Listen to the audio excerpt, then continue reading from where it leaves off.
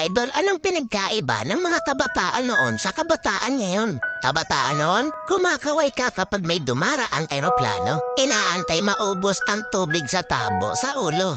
Ginagawang swimming pool ang tanggana ni nanay. Ginagawang braces ang foil ng choknat. Maliligo ka sa alilod ng bubong kapag umuulan. At kapag gabi naman, akala mo sinusundan ka ng buwan. Nagko-concert sa harap ng electric pan. Kabataan ngayon, ang problema ay pera at cellphone. Ang problema lang namin noon kung paano makatakas sa bahay para di matulog ng tanghali. Umati man kami sa palo, aminin natin mas maraming nire-respeto na magulang sa panahon noon kaysa ngayon. Mga kabataan ngayon, isang chat lang, may jowa na. Kami noon sa claims lang umaasa. Broken-hearted, papad friends ang resulta.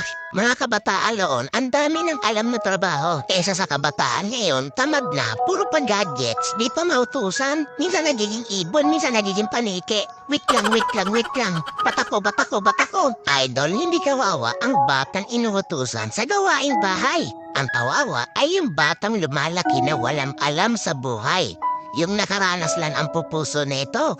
Real talk yan.